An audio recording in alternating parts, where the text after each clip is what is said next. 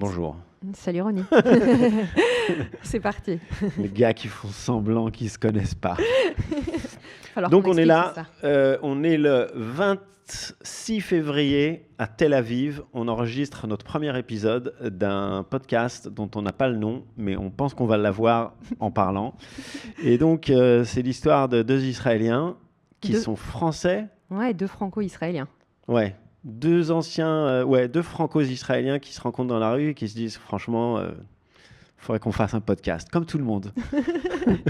Je pense que on s'est dit que peut-être il manquait un petit peu une vision qui aime Israël et qui sait critiquer son quotidien et débriefer son actualité et faire un peu de nettoyage, d'explication, de rendre les choses un petit peu plus accessibles parce que c'est vraiment ce qu'on appelle le balagan quand même.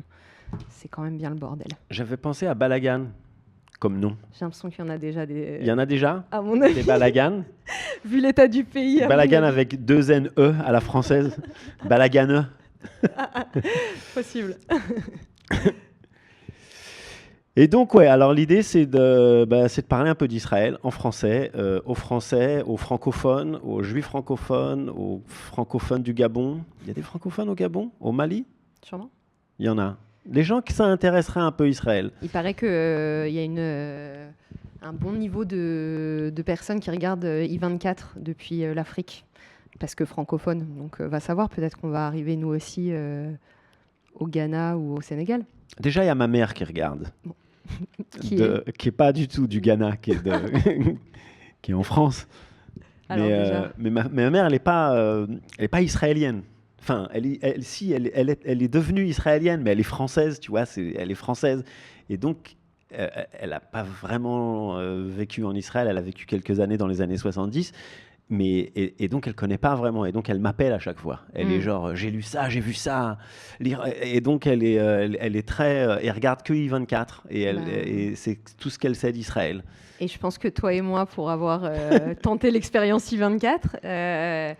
on s'est aussi dit, je pense, qu'il y avait besoin d'une voix de gauche sioniste, se poser la question de ce que c'est aujourd'hui la gauche sioniste, et de ne pas avoir peur, et de pouvoir expliquer, et de pouvoir aussi vraiment débriefer la folie de la politique israélienne, de l'actualité israélienne, quand notre quotidien, c'est de savoir non pas si on va être attaqué par l'Iran, mais quand les missiles balistiques vont nous tomber dessus et est-ce qu'on a suffisamment de bouteilles d'eau en stock. Donc je pense qu'il y a quand même vachement de choses à se poser et à partager. Et moi, ce qui me manque quand je vois ce qui est écrit ou dit au sujet d'Israël en français, c'est très souvent des gens qui ne sont pas en Israël, et donc une vision extérieure. Et il manque aussi, à mes yeux, il manque ce côté un peu militant, engagé, qui est allé aux manifs depuis des années, qui s'est battu, qui s'est mobilisé, et qui a une voix critique qui n'est pas du tout représentée, en fait. Notre voix, en tout cas, moi j'ai l'impression que ma voix n'est pas représentée, et que quand elle est représentée, elle est tout de suite mise en opposition avec quelqu'un qui va me dire, soi-disant, qui va mettre les deux dans la balance et qui va dire oui, mais... Et je pense que ça peut être super intéressant de ne pas avoir ce oui mais, ou alors d'avoir un oui mais qui vient d'une pensée proche et critique. Ouais, et puis je pense que c'est intéressant aussi d'expliquer le vécu en Israël, parce que, enfin, souvent, quand je parle à des gens qui habitent en France, j'y vais de temps en temps, j'ai des amis, ma famille, ils se rendent pas compte, quoi. Et comme tu disais là à l'instant, la question, c'est de savoir ce qu'on va faire quand les missiles vont arriver. Par exemple, hier, je parlais à une copine et donc on était en train de se dire ce qu'on mettait dans les sacs. Alors les gens, ils écoutent quel sac? Et donc, les Israéliens, ils ont tous un sac, un emergency bag. Je le dis en anglais parce que ça va. Et donc, déjà, il y a les passeports. Moi, dans le mien, par exemple, dans mon sac. Donc, il y a des biscuits, il y a de l'eau. Il y a des bougies dans mon sac. Il y a des lampes, j'en ai tout le temps. Il y a mon Lederman, on ne sait jamais. Ton chargeur de téléphone? Mon chargeur de téléphone. Et il y a les passeports, le livret de famille. Il y a des hard disks avec toutes les photos, les trucs que tu as envie de garder. Et ça, c'est dans mon sac qui est à côté de la porte, le cas où Et tu sais que ça va arriver, ou Ouais. tu as ton téléphone qui se met à vibrer, qui te dit les gars, vous avez 10 minutes, les missiles sont en chemin. Ça, je pense que les gens qui n'ont pas vécu ça, qui n'ont jamais eu à s'occuper de leur sac, de quoi ils parlent Ouais. de qu'est-ce qu'ils savent d'Israël quand tu n'as pas vécu ça, Ouais. comment tu peux regarder Israël et avoir une opinion. Et je pense que c'est de ça qu'on veut parler en fin de compte. Ouais. C'est ça qui m'énerve. Enfin, moi, la démarche, elle commence parce que des fois, ça m'énerve de lire ou de voir ce qui s'écrit, ce qui se dit dans les journaux francophones et qui te parlent d'Israël et tu te dis, mais de qui ils parlent? Ouais. Est-ce qu'ils savent qui on est? Enfin, je ne veux pas faire ma victime, hein, je me plains Non. pas. Mais en fin de compte, il y a tellement... Ils ne savent pas, quoi. Je pense qu'il y a un besoin de simplification de l'information aussi, de faire qui sont les gentils, qui sont les méchants, et de simplifier énormément. Et je pense que ce que j'ai découvert dans la société israélienne depuis que j'ai fait mon alia il y a bientôt 12 ans, c'est une société qui est d'une complexité invraisemblable, avec un quotidien qui n'est fait que de complexité. Et quand on cherche à faire du noir ou blanc, on ne peut pas expliquer Israël et on ne peut pas comprendre Israël. Et je pense que toi et moi, on a ce besoin de venir, et c'est pas du whataboutism comme tu dis, c'est pas ça. C'est juste de dire, voilà, notre voix, elle fait partie de l'histoire, et on vient proposer une autre lecture. Et quand tu dis le sac, moi, pendant pas mal de temps, j'ai refusé que dans mon sac, il y ait mes passeports. Parce que je me suis dit, s'il y a les passeports, ça veut dire que j'accepte que je n'aurai plus accès à mon appartement. Donc, quand il y a une alarme, je dois aller au rez-de-chaussée. J'habite au 4e étage. Je dois aller au rez-de-chaussée avec mes voisins dans l'abri anti-bombe. Et donc, si je mets mes passeports dans mon sac, ça veut dire que mon immeuble serait potentiellement détruit et que je ne pourrais plus monter. Et donc, la pensée d'être enseveli dans un immeuble au centre de Tel Aviv et donc de ne plus avoir accès à mes passeports, je t'avoue que pendant un moment, c'était trop. Jusqu'au moment où, jusqu'à l'Iran. Jusqu'à l'Iran. Jusqu'à l'Iran. Où là, tu t'es dit, non, il faut quand même les prendre. Et où je me suis dit, et on a été confrontés à... Voilà, moi, quand je parlais à mes copines qui sont mamans à Paris, qui me demandent comment ça va, qui sont très inquiètes et qui se posent des questions sur même est-ce que ça va vraiment, et qui me parlent de leur quotidien, c'est vrai qu'il y a un moment où on se dit... que les mamans en Israël, elles choisissent, les papas, ils choisissent en fait de devoir au quotidien gérer un truc qui est complètement dingue, d'avoir la peur de quand est-ce et c'est pas qu'un, des dizaines, des centaines de missiles balistiques peuvent venir et viser mon quartier, ma maison. Je pense qu'on peut pas faire une analyse d'Israël, on peut pas comprendre Israël si on comprend pas en fait un traumatisme générationnel et réactualisé en permanence, en fait. Surtout qu'en Europe, les gens, depuis la Deuxième Guerre mondiale, les gens, ils ne savent pas ce que c'est la guerre. Ouais. Et donc, notre génération, les gens qui ont, je sais pas, qui ont 40, 50, 30 balais, ils n'ont jamais vécu la guerre, ils savent pas. Franchement, pour eux, c'est une abstraction. Donc c'est le truc, évidemment, tout le monde est la guerre, c'est horrible et tout ça, les morts. Mais ils savent pas vraiment de quoi ils parlent. Ils ont jamais vécu ça ils ont jamais eu peur pour leurs enfants, par exemple. Quelqu'un qui a jamais eu cette peur au ventre qu'il arrive qu'il y a un missile qui tombe sur leurs enfants, qui se fasse enlever. Et comment tu peux parler d'un pays? Comment tu peux parler d'un conflit, et évidemment, les gens y parlent, sans jamais te demander, mais c'est quoi en fin de compte? C'est quoi ce vécu? Je me rappelle que moi, j'ai fait mon alia, je suis arrivé en Israël en 89. Donc ça fait un moment quand même. Je suis né en 91. Tu te rends compte? Et moi, j'étais là déjà. Et donc j'arrive de ma banlieue... Comme ça, on va se présenter en plus. Ouais. Donc, Ronnie. Moi, Ronnie, c'est Jana. bonjour. Ronnie. Donc, j'arrive en 89, 18 ans. J'arrive de ma banlieue parisienne, Aulnay-sous-Bois, Bondy, Drancy, vraiment le 9-3 à fond, quoi. J'ai grandi avec, franchement, touche pas à mon pote. J'avais mon kéfier, super de gauche, déjà à l'époque, peace and love. Et je me retrouve 1 an après à l'armée. Wow. Et donc, 1 an après mon alia, après être arrivé en Israël de ma banlieue parisienne, je me retrouve dans les paras. Et donc, unité de combat, infanterie, tu te retrouves dans les territoires à l'époque de deuxième intifada, guerre du Golfe. Tu te retrouves, moi je me retrouve dans Ramallah, Naplouse, Jenin. Wow. Et donc la différence, tu te retrouves dans un monde que tu connais pas, que tu n'aurais jamais imaginé. Tu es en zone de guerre. Tu te retrouves dans une zone de guerre. Et je me rappelle que quand je me retrouvais dans les rues de Ramallah, par exemple, et tu es là, tu fais ta patrouille, je parlais aux gens. Ouais. Tu vois, petit Français qui arrive et tout, bonjour monsieur, comment ça va? Ouais. Et ils me regardaient, mais comme si j'étais un fou, tu vois. Parce que tu étais en uniforme. Parce que j'étais en uniforme de Tsahal. Et mon officier, il me disait, mais arrête de leur parler, quoi. T'es pas là pour faire du tourisme. Et il y a une différence qui est incompréhensible pour les gens qui n'ont jamais vécu ça. Et le pire pour moi, c'était de revenir en France. À chaque fois, quand je revenais en France pour des vacances, et les gens ils demandaient à la famille, tout ça, alors comment ça se passe en Israël et à l'armée, et va leur expliquer. Ouais. Va leur expliquer, quoi. C'est inexplicable. Et il y a un monde comme ça. Déjà, pour les Israéliens qui n'ont pas fait...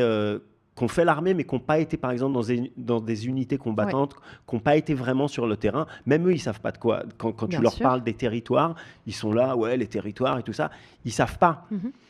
Ils n'y sont jamais allés, en fin de compte. Oui. Alors, parle de ça à un Français. Alors, c'est des trucs inexplicables. Et il y a cette notion de... je me rappelle, on se disait souvent à l'armée, « Zar lo yavin zot ». Un étranger... peut pas comprendre. C'est des trucs, t'as du mal à... même là, tu vois, j'ai du mal. Ouais, mais parce que je pense que c'est des expériences qui aussi...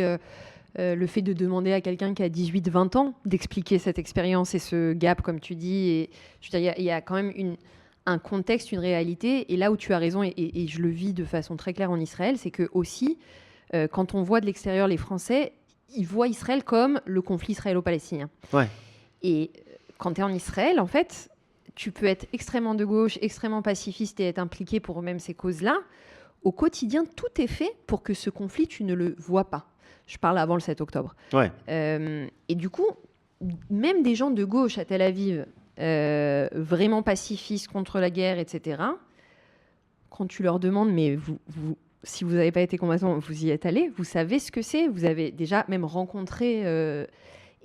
Et en fait, on se rend compte qu'il y a vraiment, au sein de la société, tellement d'univers parallèles qu'on est aussi confronté à une sorte de double tranchant, quoi. Ou même comment on peut essayer d'expliquer à l'extérieur quelque chose qui n'est même pas clair et compris et vécu pareil au sein de la société israélienne. Et je pense que c'est la force d'Israël d'avoir une diversité et une pluralité incroyable. Et je pense parce que cette diversité, elle est inhérente aussi au système politique, ça fout un bordel pas possible. Et du coup, en fait, chaque expérience, elle est vécue hyper différemment et c'est très difficile d'expliquer la société israélienne. Oui, et surtout, les gens, quand ils regardent ça de l'extérieur, ils se disent, bon, ok, donc toi, par exemple, donc tu étais dans une unité combattante, Tsahal et tout ça, donc tu es obviously de droite. Ouais. Tu es un gros facho, en fin de compte, puisque tu es un soldat, quoi. Ouais. Alors que, et ce qui est incroyable, souvent, les anciens combattants des unités d'infanterie, ils sont souvent de gauche. Ouais. Et plus les gens, ils ont connu le terrain, ils ont connu la guerre, ils l'ont vécu, et plus ils sont à gauche, et plus ils sont militants pour la paix. Et moi, après, avec Israel Loves Iran, avec le projet que j'avais fait, donc et souvent, les gens, ils me disent, mais ouais, mais t'étais à l'armée et tout ça. Et, oui, j'étais à l'armée et donc je connais de quoi je parle. Et donc, je suis vraiment à gauche. Je suis vraiment pour 2 États. Je suis vraiment pour une séparation entre les Palestiniens et les Israéliens et vivre chacun dans leur pays, vu que je sais de quoi je parle. Exactement. Et c'est vrai qu'il y a beaucoup d'Israéliens, souvent par exemple de droite, qui n'y ont jamais mis les pieds. Ouais. Ils ne savent pas de quoi ils parlent.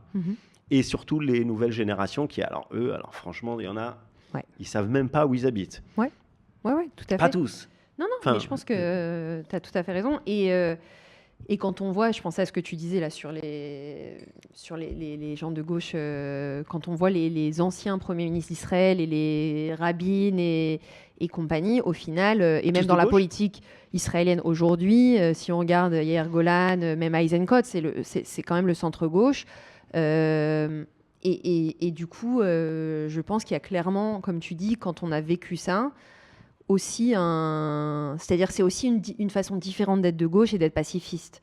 Je pense que quand moi j'étais en France et j'ai fait mon alia quand j'avais 21-22 ans, j'étais très engagée à gauche, très engagée sur des projets de coexistence entre juifs et arabes israéliens, et aussi entre israéliens et palestiniens. Et je pense que et on m'avait dit, tu verras avec les années, tu seras plus de gauche quand tu vivras vraiment en Israël. Plus tu seras israélienne, moins tu seras de gauche. Et je pense que c'est quelque chose qui est très intéressant et que je comprends aujourd'hui, parce que quand on vit dans une telle violence, en fait, notre pacifisme et notre idéologie de gauche, en fait, elle vient pour essayer de réparer, pour essayer de sortir du cambouis, pour essayer d'avoir un meilleur avenir, et pas par idéologie, pas par idéalisme. Je pense que moi, j'étais très idéaliste.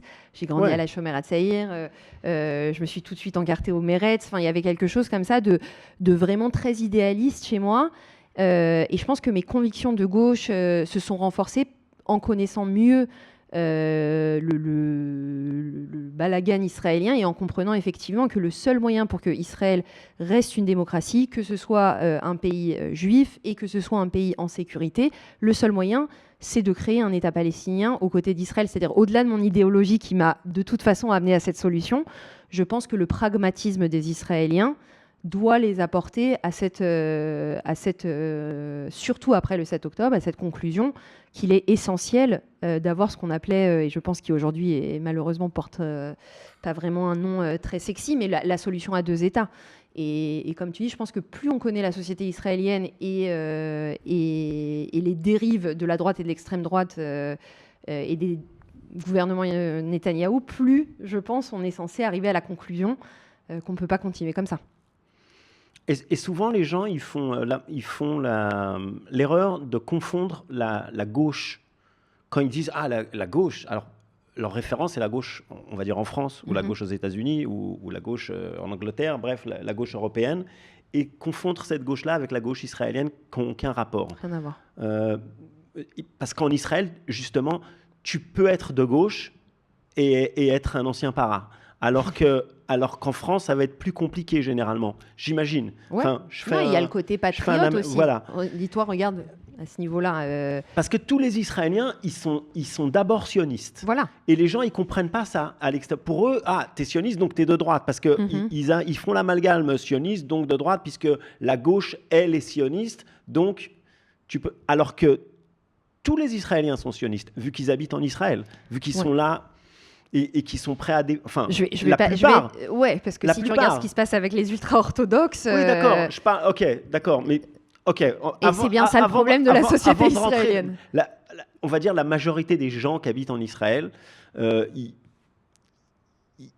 des juifs qui habitent en Israël, sans les orthodoxes... Je te dis, si on arrive à retirer les orthodoxes, si tu retires... La plupart... Que taille du spectre de la gauche à la droite, ils sont tous sionistes. Ils sont tous là pour rester. La question, c'est qu'est-ce que c'est le sionisme ? La question après, c'est... Et c'est là où il va y avoir la différence entre gauche et droite, c'est comment régler le conflit israélo-palestinien. Et il y en a qui sont pour 2 États, et quand tu parles à des gens de droite, moi, ça m'arrive souvent, t'as pas vraiment de solution. Parce que... manager le conflit. manager le conflit, c'est pas une solution. Et un seul État, c'est pas une solution non plus, puisque c'est une solution qui serait presque à la rigueur antisioniste, puisque ce serait la fin de l'État hébreu. Et donc... Alors viens, on s'arrête une seconde et on imagine le One State Solution, parce que je pense que c'est hyper intéressant ce truc-là. C'est une grande... Attends, dis d'abord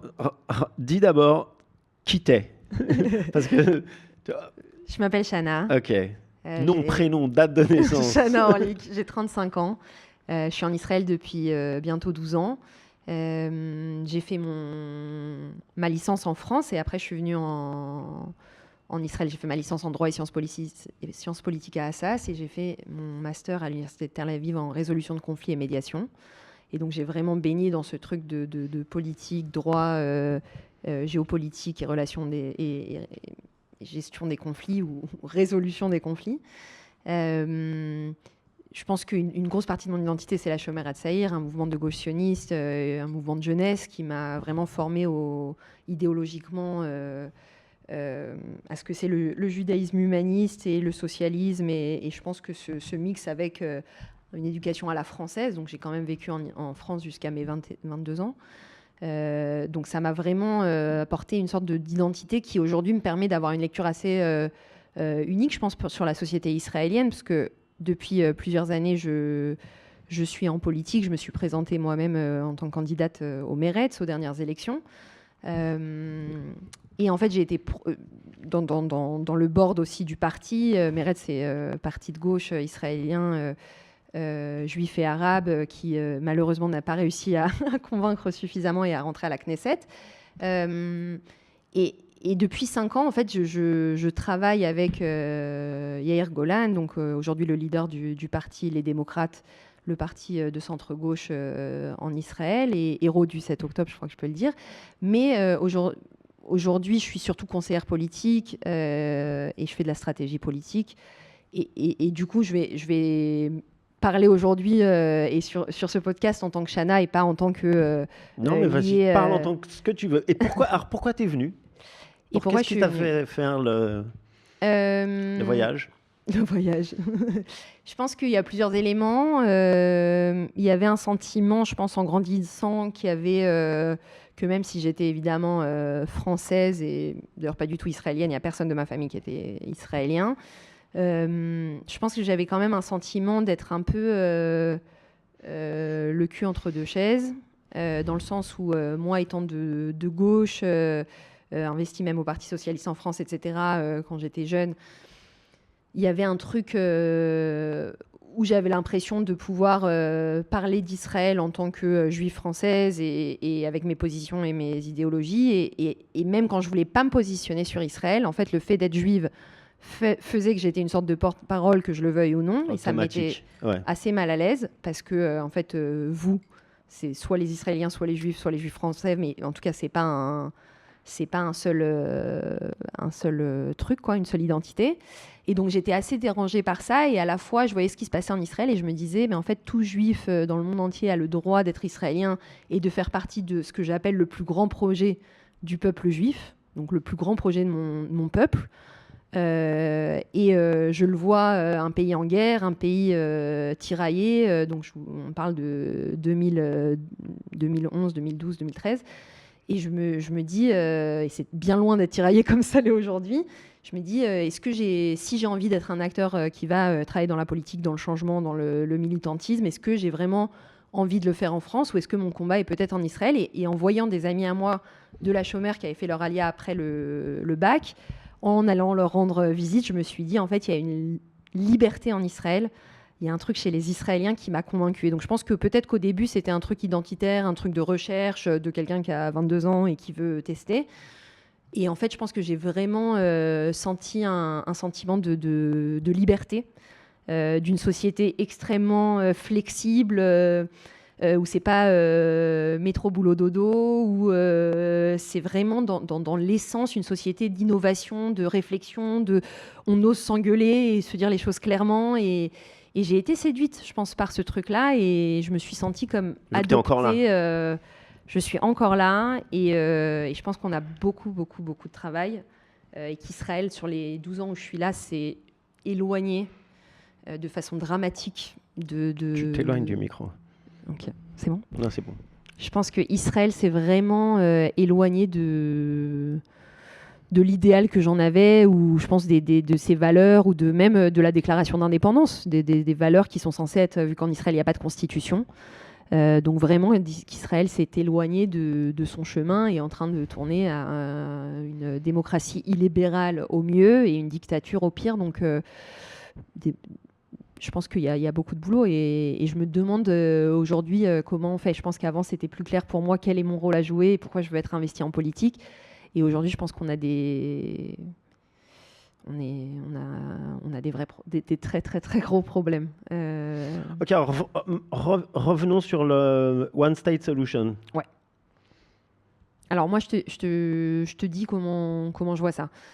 One State Solution, je pense que c'est...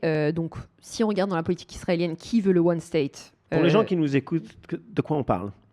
Alors, en gros, quand on parle de la solution à 2 États ou à 1 État, c'est en fait une sorte de réflexion qui peut soit être datée de 1948, soit en général de 1967, donc sur les frontières d'Israël, en fait. Et donc, en fait, en général, c'est souvent un débat qui, au-delà de vouloir peut-être pour certains trouver une solution, c'est surtout une sorte de remise en question de la légitimité d'Israël à exister et de la légitimité d'un État-peuple, d'un État-nation, c'est-à-dire de la légitimité pour le peuple juif d'avoir un État et d'avoir la self-determination, donc l'autodétermination, et de choisir donc comment son pays va être géré. Et donc, en fait, quand on pendant très longtemps, je pense, depuis même les accords d'Oslo qui sont venus concrétiser ce truc-là, mais il y a eu vraiment beaucoup d'accords avant et même après, sur ce chemin-là de dire il y a une terre qui est disputée par 2 peuples, et donc la solution va être à terme de séparer. On ne sait pas exactement où, on ne sait pas exactement comment, on ne sait pas exactement dans quelles conditions, mais au bout d'un moment, voilà, on sait que on partage. Donc la question, c'est toujours la Cisjordanie, Jérusalem, Gaza, enfin voilà. En gros, le partage, ça serait sur les bases des frontières de l'armistice de 67. C'est-à-dire donc la Judée et la Samarie et Gaza aux Palestiniens et le reste aux Israéliens. Je pense que là, tu décris exactement le thème classique. Effectivement, depuis, je pense, les derniers gouvernements Netanyahou qui se sont mêlés à l'extrême droite israélienne qui, elle, veut un grand Israël. On va arriver à la solution à un État. En fait, on a basculé dans un discours au début des années 2010 de Netanyahou à Bar-Ilan, à l'université de Bar-Ilan, qui nous parle de Netanyahou, Premier ministre d'Israël, du chemin vers la solution à 2 États. Et on en arrive à Netanyahou en 2026, qui a fait passer, il y a quelques semaines, une décision comme quoi on allait annexer la Cisjordanie. Donc, en fait, on s'éloigne petit à petit de la solution à 2 États, avec des régions qui sont, par exemple, entre les implantations. Donc, il y a des implantations juives en Judée et Samarie, en Cisjordanie. Et en fait, ce gouvernement qui a pour but de rendre tout Israël, donc le grand Israël, compris Gaza, compris la Cisjordanie, en un seul État. Donc, en fait, au sein de la société israélienne, l'extrémisme de droite, qui a une vision messianique, a pour but d'avoir le grand Israël. Et même, ça ne s'arrête même pas aux frontières de Israël, Cisjordanie, Gaza, ça va même évidemment le Golan, le Sinaï, et ça continue. Donc cette vision-là, elle est aujourd'hui dans le gouvernement israélien. Et je pense que pour nous, de gauche, franco-israéliens, c'est très difficile. Qu'est-ce qu'il veut par exemple, donne-moi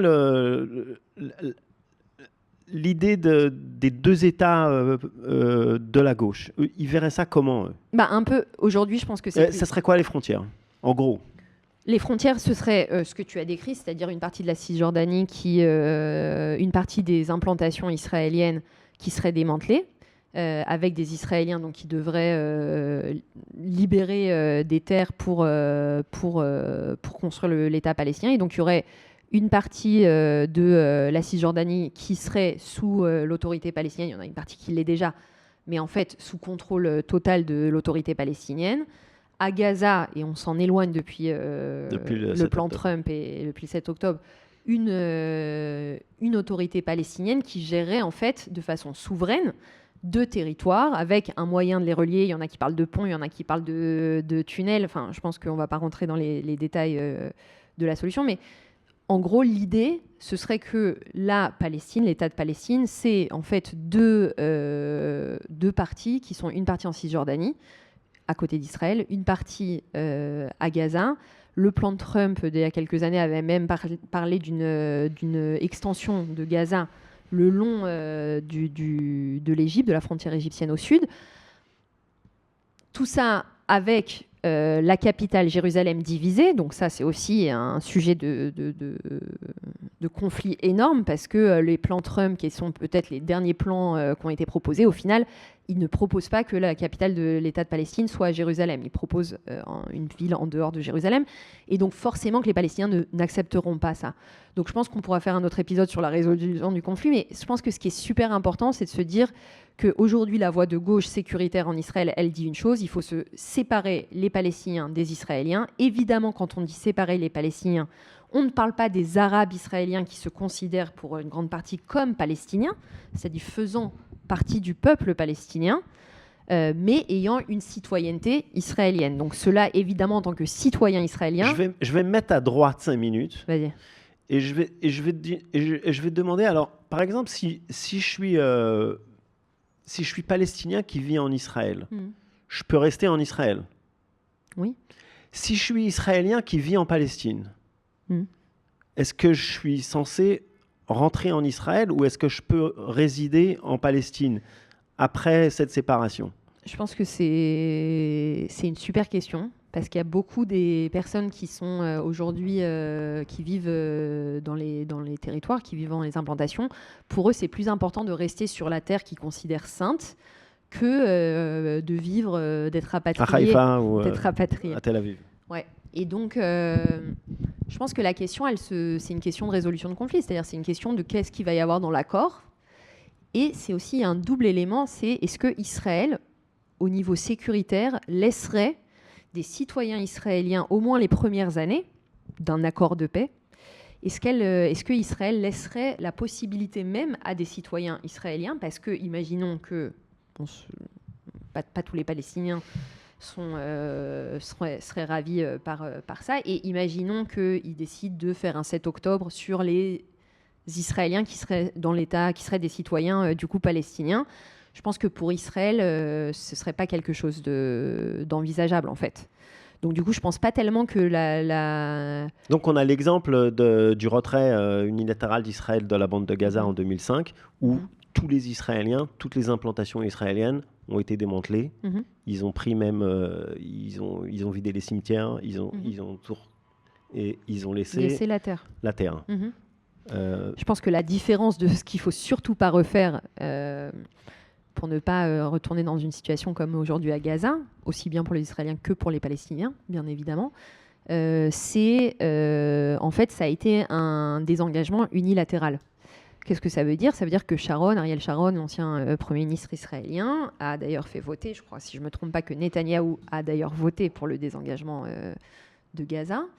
Et en fait, on a retiré, comme tu dis, avec beaucoup de douleur, un traumatisme énorme pour ceux qui étaient là-bas depuis tellement d'années, on les a retirés des territoires palestiniens, de Gaza, et on en a à peine, il n'y a pas vraiment eu de logement et de prise en charge, et surtout il n'y a pas eu de suite politique à ce désengagement. C'est-à-dire on a laissé un vide sans réintroduire de façon sûre et certaine l'autorité palestinienne. Même au contraire. Au contraire. Le Hamas a fait un coup d'État, a pris le dessus, et en fait, le pire de ce qui pouvait se passer s'est passé. C'est-à-dire non seulement... Ce qu'a bien fait les affaires d'Israël, puisqu'ils étaient vraiment... Enfin, le gouvernement israélien était quand même content qu'il n'y ait pas le même gouvernement à Gaza que dans les territoires, que dans la West Bank. En tout cas, ce qui est sûr, c'est que je ne saurais pas te dire pour Ariel Sharon, mais en tout cas, ce qui est sûr, c'est que ces dernières années, on a entendu Smotrich, le ministre des Finances actuel, d'extrême droite, dire que le Hamas, c'est un... Neches. C'est Neches. Un cadeau pas un cadeau. Un apport, un patrimoine, ouais. Ça fait bien nos affaires. Ouais. Et donc, en fait, on se pose la question, OK, alors pourquoi Netanyahou a décidé de faire des combines avec le Qatar, et pas que des combines d'ailleurs. Toutes ces questions-là, en fait, on se rend compte qu'effectivement, la politique de droite de Netanyahou et de ses alliés d'extrême droite a été, en fait, de repousser au maximum l'arrivée à une solution à 2 États, en espérant pouvoir construire le grand Israël, qui est quand même une vision complètement folle, messianique, de colons de Judée et Samarie. Et donc, en fait, Netanyahou, qui était empêtré dans ses affaires, on en reparlera, mais dans ses affaires juridiques, etc., dans ses procès, en fait, n'avait plus de partenaires de droite libérale avec qui fermer un gouvernement. Et donc, il est allé de plus en plus à droite, même des gens avec qui il avait dit qu'il ne s'assierait jamais et qu'il ne formerait jamais de gouvernement. Et aujourd'hui, c'est ces gens-là qui sont au contrôle des rênes et qui, en fait, pour eux, ont le but d'arriver à, en fait, nier la possibilité d'arriver à une solution à 2 États. Et donc, en fait, on va être confronté à pourquoi tu disais que la solution à un État, c'est une solution anti-sioniste, c'est-à-dire contre le projet d'indépendance d'Israël. C'est parce qu'en fait, c'est très simple. Si on a un seul État, donc un seul État, ça voudrait dire donc un État juif, Israël en tant qu'État juif, il ne pourra pas être Israël devra choisir soit un État juif qui n'est pas démocratique, soit un État démocratique qui n'est pas à majorité juive. Parce que, si on fait le calcul, c'est au niveau démographique, au niveau démographique, il y a autant de Palestiniens, il y a autant de musulmans que de juifs sur cette terre. Donc c'est très simple. Donc si tous les habitants deviennent citoyens de ce pays, de ce grand Israël, qu'on appelle Israël et donc ça serait plus le pays des Juifs. Non. Ça serait plus un pays. Mais ce serait une démocratie où tous les citoyens ont les mêmes droits. Mais donc en fait, on perdrait l'essence de l'État d'Israël. Et si on dit non, c'est un pays pour les Juifs, donc on ne va faire quoi ? On va pas donner les droits. On va donc avoir un contrôle. On va pas donner la majorité. On va pas donner les droits. On va pas leur donner les droits de voter, donc en fait. C'est ou l'apartheid ou pas d'Israël en tant que pays juif et démocratique. Je pense qu'aujourd'hui, on n'en est pas là. Est-ce que tu peux être un pays juif et démocratique ? Là, on rentre dans le vif. Là, on va au fond du truc. On a le temps, je sais même pas si... Non, j'ai traduit Neches, c'est bien, patrimoine. Patrimoine, bien, ouais. Et donc, c'est vrai que... C'est un cadeau, mais ta traduction cadeau, c'était le Hamas, c'était vraiment un patrimoine pour la droite, puisque ça faisait bien les affaires du fait qu'il y avait 2 clans rivaux dans chacune des parties palestiniennes et qui ne pouvaient pas se saquer. On a vu ce que le Hamas a fait au Fatah dans la bande de Gaza, ils les ont tous exécutés.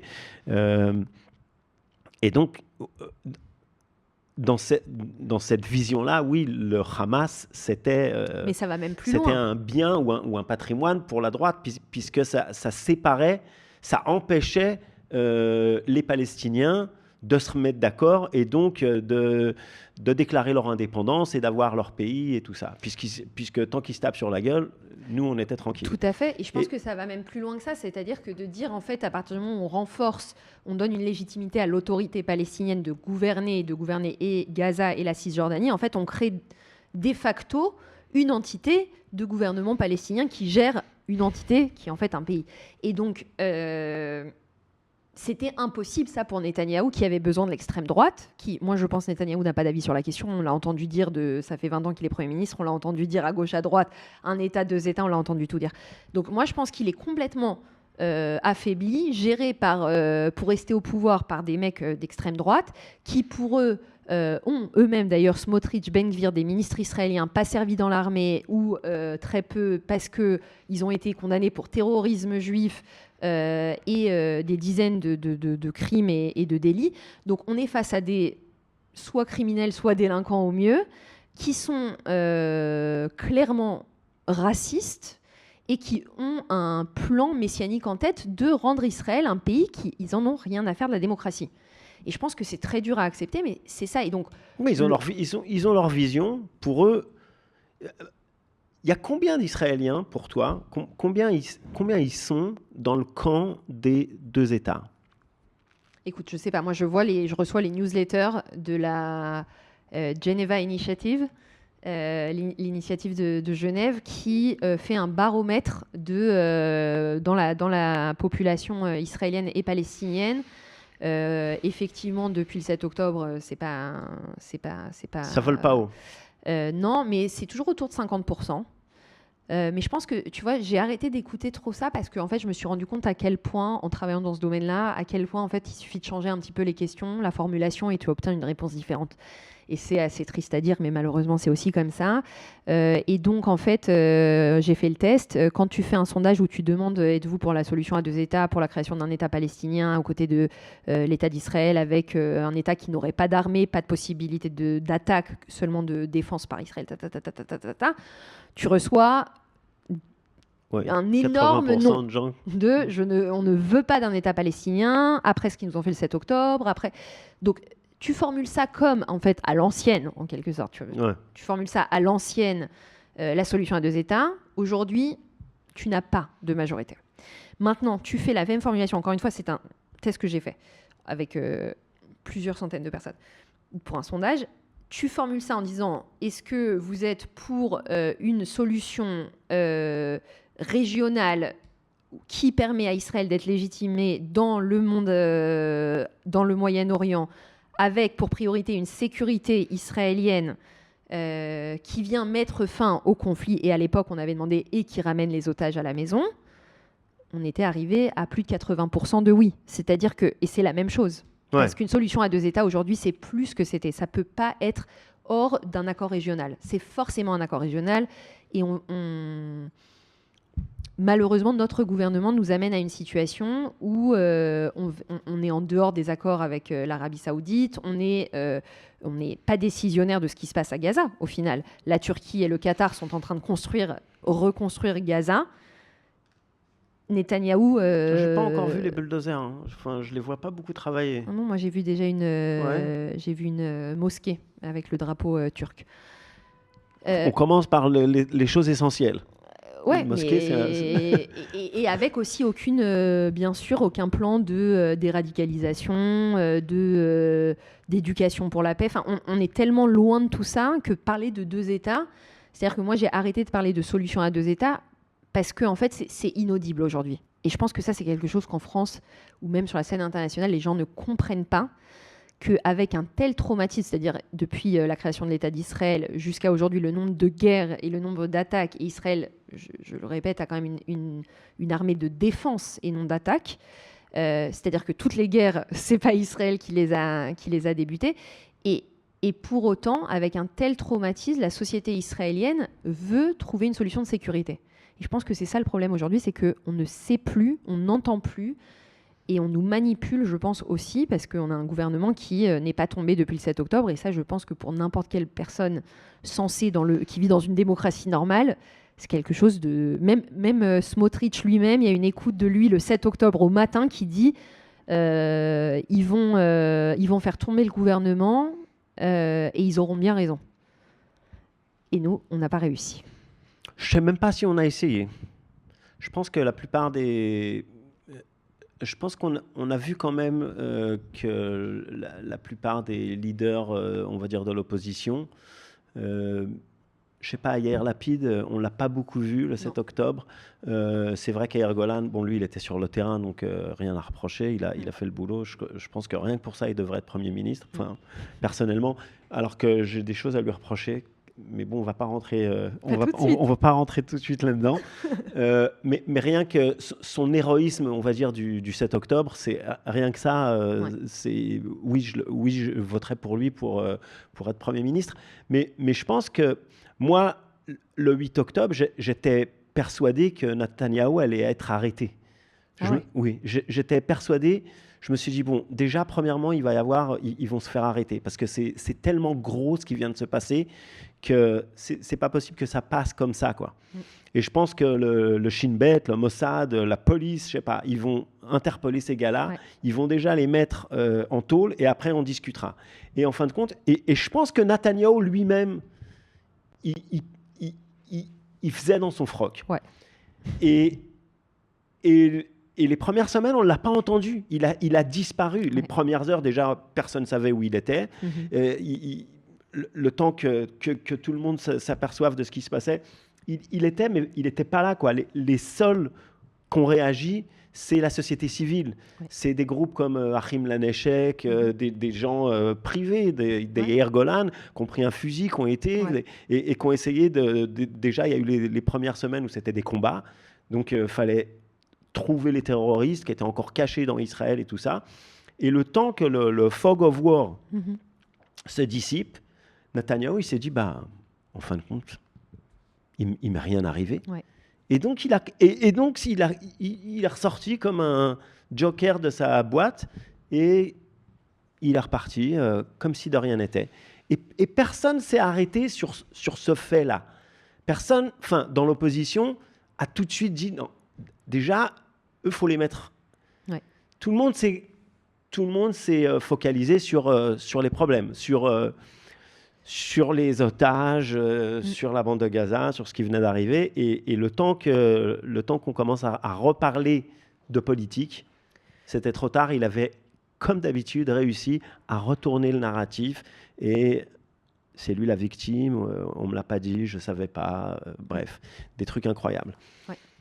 Et ouais, vas-y. Non, c'est tout à fait vrai ce que tu dis. Et il y a aussi un sentiment que quand je repense à cette période-là, qui est étonnante et qui est très symptomatique d'un truc israélien où ça m'intéresse d'avoir ton avis sur le sujet, le concept de Achdout.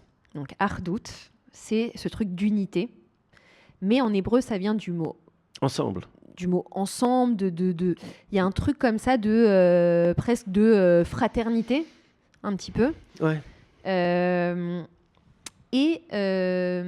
J'ai l'impression que ce truc-là, il a été très souvent manipulé parce que chez les Israéliens, c'est très fort ce sentiment.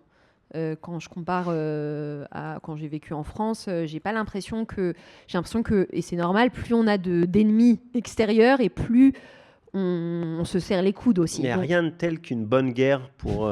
donc imaginez des générations pour que les gens... Pour faire monter le patriotisme dans tous les pays, c'est clair. Mais là, c'est plus que du patriotisme, parce qu'il y a un truc de solidarité. C'est un mélange entre unité et solidarité. Il y a aussi le fait qu'en Israël, tu ne peux pas te permettre de perdre une guerre. Donc, il y a un truc de survie. Parce que si tu perds la guerre, il n'y a plus d'Israël. Israël ne peut pas perdre une guerre.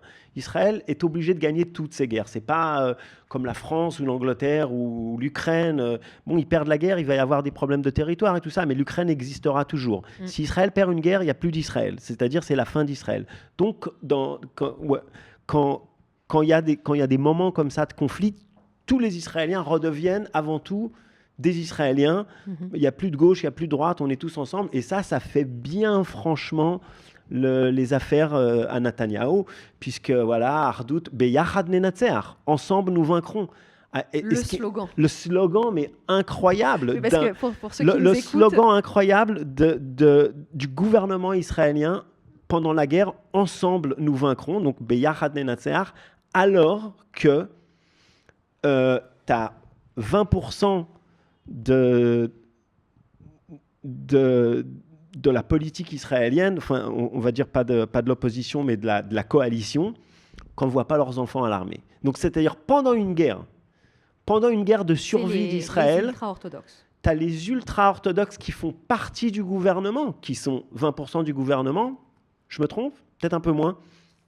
Ils ont 16 sièges, 18 sièges au gouvernement. Et donc, pendant une guerre où tout le monde envoie leurs enfants à l'armée pour protéger Israël, et tu as des soldats qui tombent tous les jours, pendant les 2 ans de guerre, c'était tous les jours, à gauche, à droite, extrême droite, peu importe.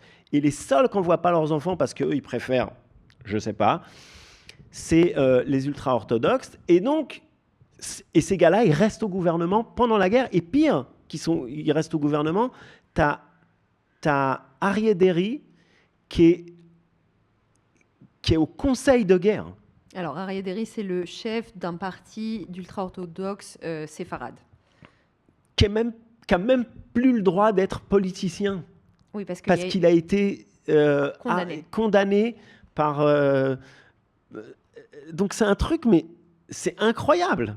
Oui, petite précision par rapport à ça, il y a une loi en Israël, mais que le gouvernement essaye de contrer, qui existe qu'en fait, quand on est, une décision de la Cour suprême également, que quelqu'un qui a été condamné n'a pas le droit d'être ministre.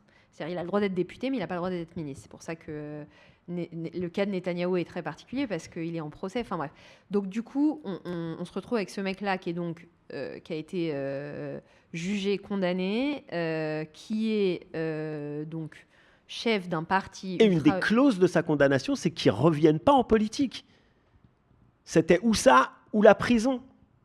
Et après quelques années, il est revenu, il est leader d'un parti, un parti où les femmes n'ont pas le droit de se présenter également. Ça, c'est aussi un parti où les jeunes ne vont pas à l'armée et qui sont là toute la journée à rabâcher Ardout. Donc, on est tous ensemble, Israël vaincra. Envoyez vos enfants mourir envoyez vos enfants mourir à l'armée, nous on est avec vous, mais ça, c'est mais pas les intéressant nôtres. Parce que je trouve que depuis 7 octobre, ça c'est un truc de fou, ça. Ils ont une nouvelle stratégie. Parce qu'avant, ils sont un peu en dehors de la société par rapport à la sécurité. Ils essayaient un peu ils n'étaient pas dans les cabinets de sécurité. Ils essayaient de rester dans les coalitions, mais ils comprenaient que le fait de la guerre, ce n'était pas leur responsabilité, qu'ils n'avaient pas leur mot à dire.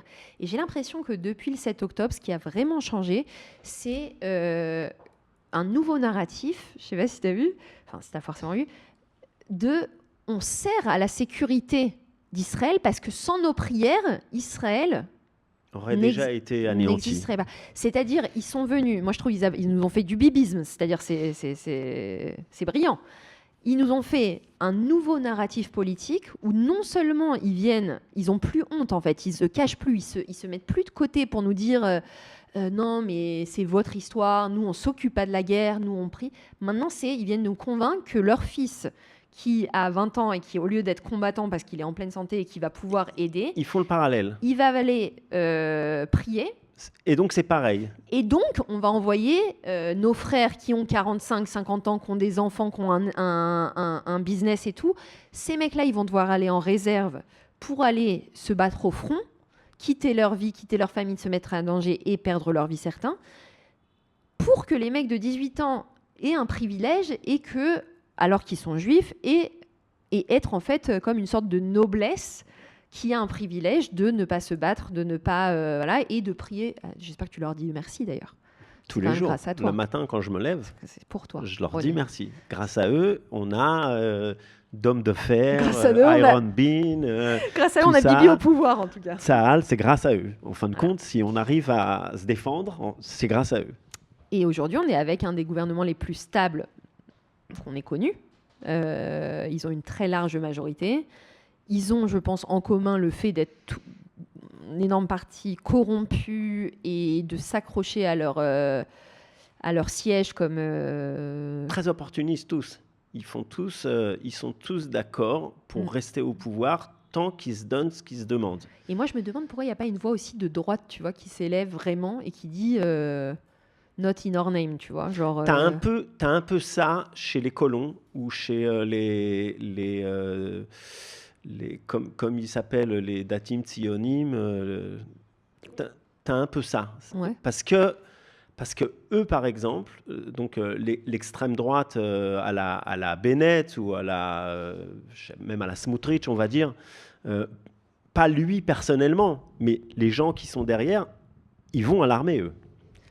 Ils vont à l'armée et ils sont même ultra représentés ou même surreprésentés aujourd'hui dans l'armée israélienne. Mais je pense que ça, c'est un peu des fakes aussi, ce truc de surreprésentation. Non, il y en a. Moi, je vois les unités. J'ai des amis.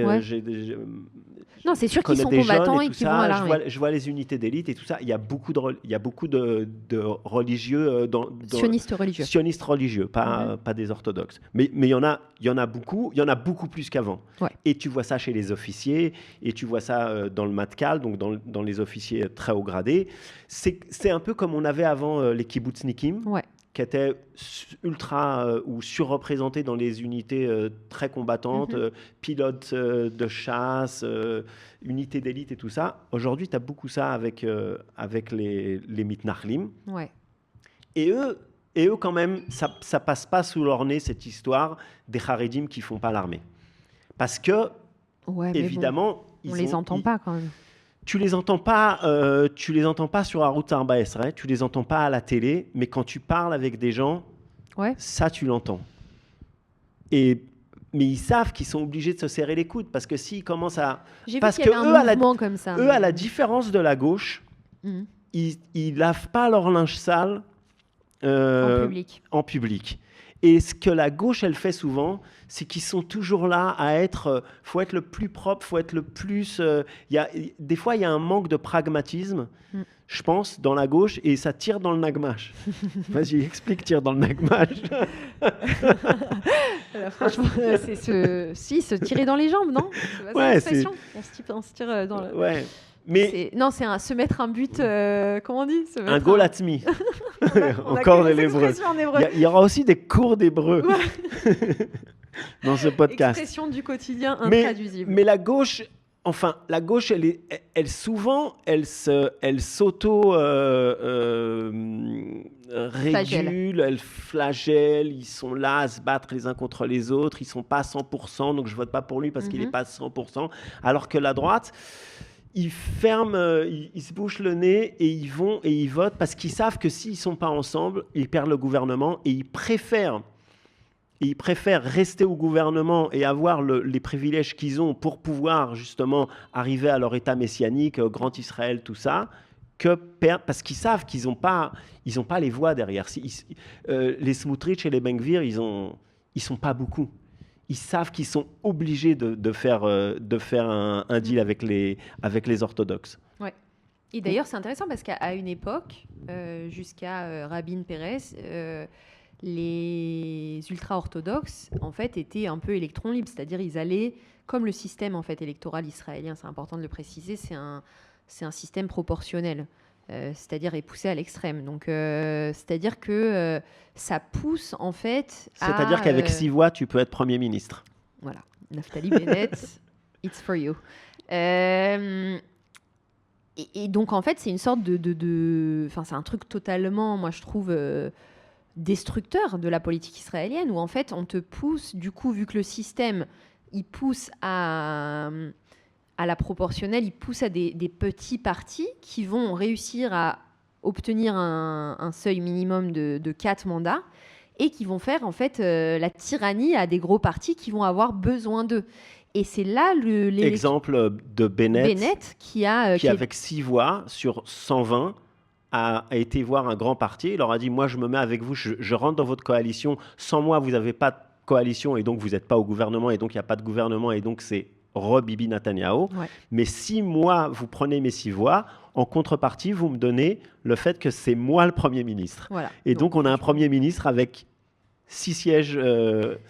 Et en fait, dans le système israélien, c'est tout à fait normal. Donc pour nous, Français, dans notre mentalité, c'est complètement dingue. Je pense que pour beaucoup d'Israéliens aussi, c'est complètement dingue. Oui, c'est incroyable. Mais ce système, il pousse à ça. Et donc, en fait, il pousse à créer des partis qui sont des partis niches. Il pousse à venir avec des intérêts extrêmement sectoriels, etc. Donc on se retrouve dans une politique où les petits partis, les représentants de petits secteurs de la société israélienne ont un poids énorme parce qu'ils peuvent faire construire un gouvernement, tomber un gouvernement. Et jusqu'à il n'y a pas longtemps, c'était vraiment les ultra-orthodoxes qui jouaient ce jeu d'arbitre, un petit peu de passer à gauche, à droite. Et en fait, ils trouvaient avec la gauche beaucoup de points communs, vu que c'est une population dont un énorme parti vit aussi sous le seuil de pauvreté. Donc, toutes les procédures, les politiques de gauche, sociales, économiques et tout, au final, il y avait vraiment un lien idéologique possible entre la gauche et les partis ultra-orthodoxes. Mais très vite, Netanyahou est rentré dans le jeu et il est brillant, il faut le dire. C'est un très bon stratège. Et il a réussi à changer le jeu où maintenant, aux dernières élections, on a vu les ultra-orthodoxes, les 2 partis, donc un parti séfarade, un parti ashkénaze, ils sont répartis comme ça, en fait dire signer une lettre en disant quoi qu'il arrive, on sera avec Netanyahou. Et ça, c'est dingue en fait, parce que du coup, ça fait qu'on est dans une spirale où on n'arrive pas à s'en sortir. Et moi, je pense qu'aux prochaines élections, on peut aussi avoir un scénario où on est reparti pour plusieurs élections les unes après les autres, où on n'arrive pas à avoir une majorité qui se forme. Parce qu'il y a 120 députés, il faut 61. On a des membres de l'opposition actuelle qui sont, on l'espère, vont former le prochain gouvernement, qui refusent de se mettre catégoriquement avec un parti arabe. Et du coup, on peut faire le compte et on partagera avec vous des sondages, mais pour arriver à 61 avec que des partis d'opposition qui ne viendront pas se mettre avec Netanyahou et sans les citoyens arabes, on peut ne pas y arriver. Et du coup, ça nous remettrait dans un cercle de élection après élection. Là, on est rentré, là, on a été dans le détail de la politique israélienne. Ouais. Ça, c'est pas pour les novices, là. Je pense qu'au contraire, ça permet de comprendre comment le système fonctionne et pourquoi ça paraît être une société très polarisée. Ouais. Mais je pense que la plupart des gens qui, quand ils parlent d'Israël, quand ils regardent Israël de l'extérieur, de France, on va dire, la population francophone, quand ils parlent d'Israël, pour eux, on est un monolithe. C'est les Israéliens. Les Israéliens, c'est Netanyahou. Il y a Ben Gvir au gouvernement. Donc, pour eux, c'est ça, Israël. Et c'est généralement...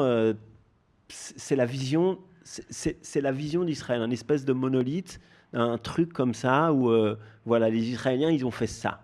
Israël, c'est Israël. Moi, il y a un truc qui m'énerve, je ne sais pas pourquoi ils disent ça à chaque fois. C'est ce terme qu'utilisent les Français pour dire Israël. Comme, tu sais, ça ne se fait pas de répéter souvent le même mot dans une phrase. Et donc, des fois, ils remplacent Israël par l'État hébreu. Ça m'énerve. Pourquoi ? Je ne sais pas pourquoi. Ça m'énerve. Je ne sais pas, quel autre pays...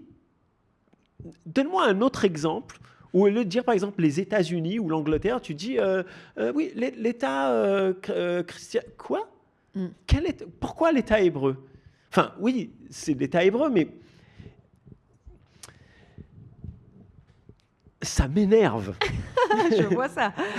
Non, moi je le vois plus comme un truc au final, c'est l'État-nation du peuple juif. Donc le peuple. Ouais, mais le fait de le répéter, de le ressasser comme ça, parce que quand tu parles de l'Arabie Saoudite, quand tu parles de l'Égypte, quand tu parles de, je sais pas, tu dis pas tout le temps, tu reviens pas tout le temps sur le fait que c'est un pays islamique ou à grande majorité islamique.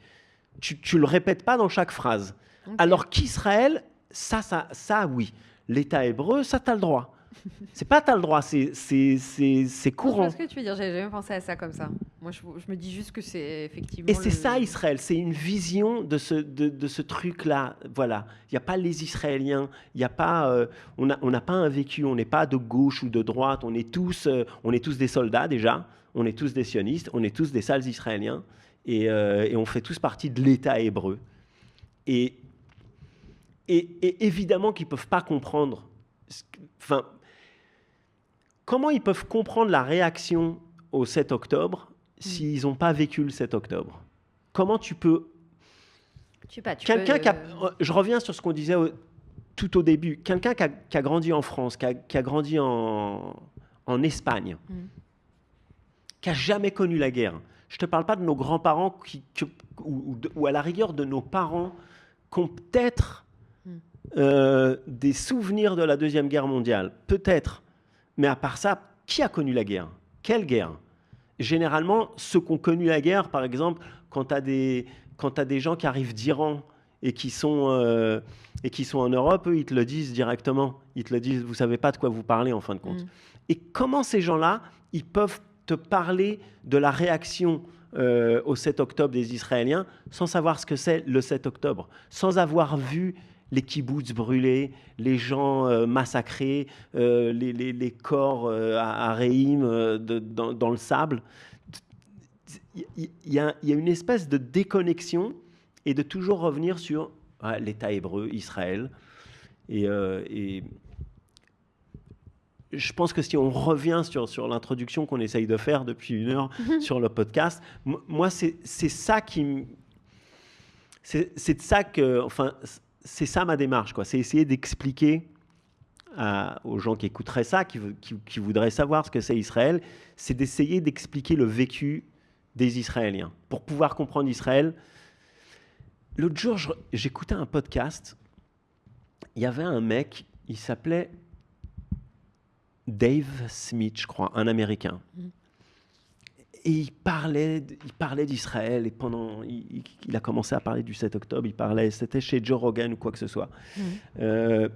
Et en face, il y a un Anglais, Murray, je ne me rappelle plus de son nom, qui lui dit, mais toi, tu m'as l'air d'être un expert quand même. Combien de fois tu es allé en Israël? Donne-moi, quelle était la dernière fois où tu as été Et le gars, il lui dit, non, moi, je n'y suis jamais allé. Et l'autre, il était interpellé, donc il lui dit, mais redis encore là, réexplique. Il dit, non, je peux parler d'Israël sans y être allé. Et donc, l'autre, il lui a fait la réflexion, il lui dit, oui, tu peux en parler, mais tu peux pas être tu peux pas parler tu peux parler en large, mais tu peux avoir une opinion, mais elle est basée sur quoi, en fin de compte? Sur des trucs que tu as lus, tu n'y es jamais allé. Alors que lui, l'anglais, le Murray, il en revenait justement, et donc il parlait, il était au Kikar HaChatoufim, il était sur la place des otages. Ouais. Et il lui dit, mais comment tu peux te permettre d'être là, à donner ton opinion? Tu parles depuis 1 heure sur Israël, et en fin de compte, tu sais rien, quoi. C'est comme si moi, je me mettais à parler du Gabon. Encore une fois, je ne sais pas pourquoi, je reviens sur le Gabon, c'est la 2e fois. J'ai un fétiche. Le soir, avant d'aller me coucher, je passe en revue la carte du monde et j'essaye d'apprendre les pays. C'est mon truc. Et les capitales. Et là, je suis en ce moment, je suis sur Centrafrique. Écoute. J'attends de voir où tu en seras le prochain épisode. Et c'est pour ça que j'ai Gabon, Mali en tête. Mais encore une fois, tu vois, et même les Juifs de France qui sont jamais venus en Israël, des fois, tu en entends certains parler. C'est grave, quoi. Enfin, c'est grave. C'est compliqué. Ce que j'aime bien, c'est la réaction israélienne, par contre, à tout ça. C'est que nous, par exemple, en tant que francophones, français, on regarde souvent, les informations. Je sais pas, j'imagine que tu dois lire de temps en temps. Tu regardes les infos en France, tu regardes ce qui se passe et tout ça, et tu as des réactions par rapport à ce qui se passe en France, par rapport à Israël. Et ce que j'aime bien chez les Israéliens, c'est leur réaction à ça. Et c'est un je m'en foutisme, mais niveau 100%, quoi. C'est genre, enfin, quand tu parles à un Israélien qui n'a pas une double nationalité, il est là, mais il dit, mais je m'en fous, royalement de ce qu'ils pensent les Français, quoi. L'exemple hyper drôle de ça, quand tu dis ça, ça me pense à ça.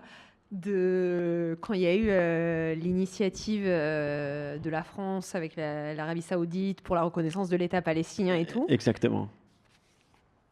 C'est-à-dire, c'est quand même censé être un truc majeur, quoi. Ouais. Alors, on peut parler de ça, on en parlera peut-être, c'est peut-être très intéressant, mais le mépris des Israéliens, le niveau de la réponse. Il s'est pris pour qui, Macron, en fait? Mais t'es qui, toi? For sure. Je te jure, et ça, c'est des moments où tu vois, mais je pense que c'est pas qu'en Israël. Je pense que ça, vous nous excuserez, les Français qui nous écoutent, on en fait partie aussi, mais il y a un truc on a grandi avec la France, ce pays, cet ancien empire, le rayonnement de la culture française, exactement. l'Institut français et tout. Et effectivement, on vient pas nier quoi que ce soit.